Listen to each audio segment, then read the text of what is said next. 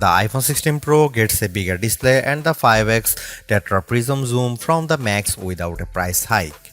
Add in promising Apple Intelligence features, a smarter Siri and longer battery life, and this is a compelling flagship phone value.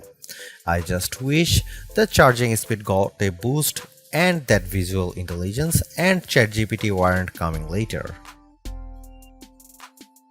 Between the iPhone 16 Pro and 16 Pro Max, the latter seems like a bigger deal because of its enormous 6.9-inch screen, but I am telling you, the iPhone 16 Pro should not be overlooked.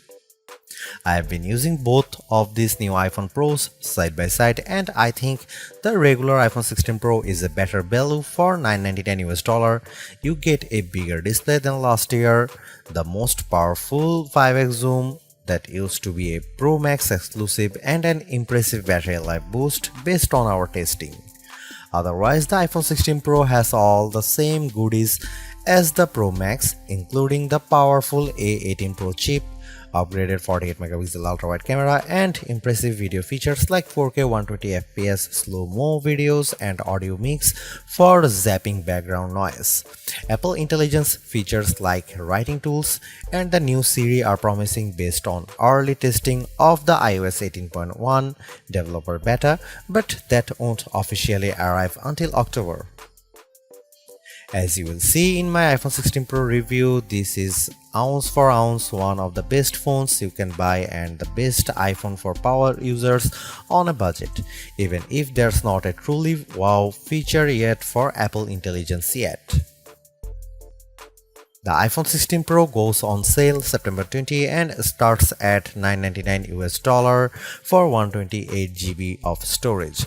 It's worth noting that the iPhone 16 Pro Max features 256GB of capacity in its base model.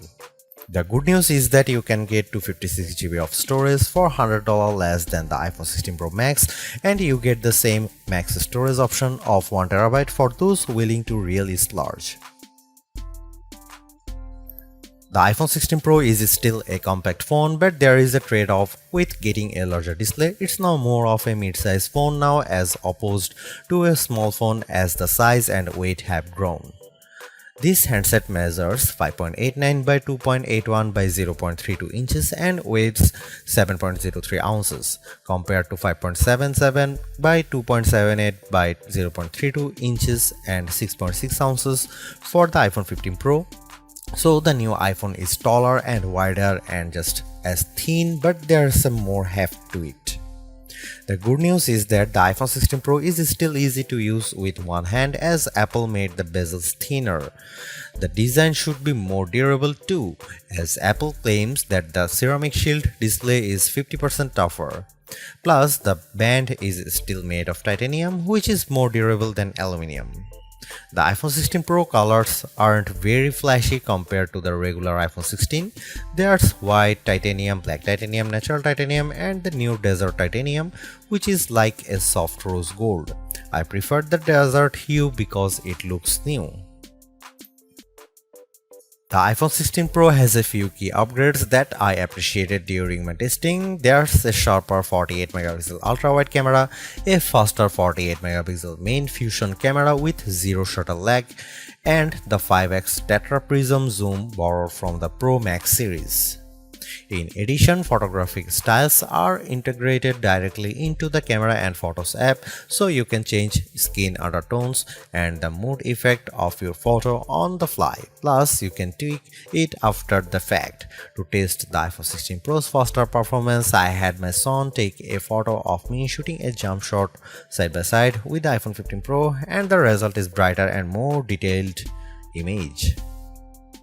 How does the iPhone 16 Pro compare to the best camera phones? I shot a number of pictures using the iPhone 16 Pro alongside the Samsung Galaxy S24 Ultra and the Google Pixel 9 Pro XL to find out. I put the ultra-wide camera to the test on the iPhone 16 Pro with this shot of a beach and Apple comes out on top. The colors are more natural through the iPhone versus the Galaxy S24 Ultra, and Samsung's peak looks distorted on the right side by the flowers. Here are some camera samples of iPhone 16 Pro.